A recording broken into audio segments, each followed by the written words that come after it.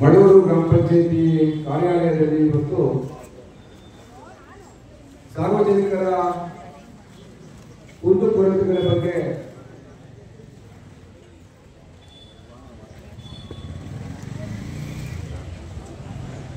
ಜೊತೆಗೆ ಈ ಸೊತ್ತು ಆಂದೋಲನ, ಸಾರ್ವಜನಿಕ ಸಮಸ್ಯೆಗಳಿಗೆ ತಾಲೂಕಿನ ಅಧಿಕಾರಿಗಳ ಸ್ಪಂದನೆ,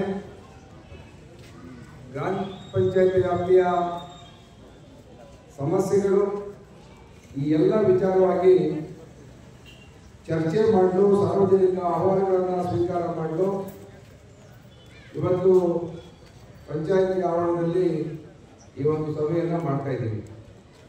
ಈ ಸಭೆಗೆ ಗ್ರಾಮ ಪಂಚಾಯತಿಯ ಉಪಾಧ್ಯಕ್ಷರು, ಗೌರವಾನ್ವಿತ ಸದಸ್ಯರುಗಳು, ನಮ್ಮ ಪಕ್ಷದ ಮುಖಂಡರುಗಳು, ಊರಿನ ಈ ಒಂದು ಪಂಚಾಯತಿ ವ್ಯಾಪ್ತಿಯ ಬಹಳಷ್ಟು ಜನ ಪ್ರಮುಖರು, ತಾಯಿಯರು, ಎಲ್ಲ ಅಧಿಕಾರಿಗಳು ಎಲ್ಲ ಸೇರ್ಕೊಂಡಿದ್ದೀವಿ. ಜನಸಾಮಾನ್ಯರಿಗೆ ಸರ್ಕಾರ ಜನಸ್ನೇಹಿಯಾಗಿರಬೇಕು, ಅವರ ಕಷ್ಟ ಸುಖಗಳಿಗೆ ಸ್ಪಂದಿಸತಕ್ಕಂಥ ಕೆಲಸ ಮಾಡಬೇಕು, ಸರ್ಕಾರದ ಯೋಜನೆಗಳನ್ನು ಸಾರ್ವಜನಿಕರಿಗೆ ತಲುಪಿಸಲಿಕ್ಕೆ ಅಧಿಕಾರಿಗಳು ಒಂದು ಕೊಂಡಿತರ ಕೆಲಸ ಮಾಡಬೇಕು. ಆ ನಿಟ್ಟಿನಲ್ಲಿ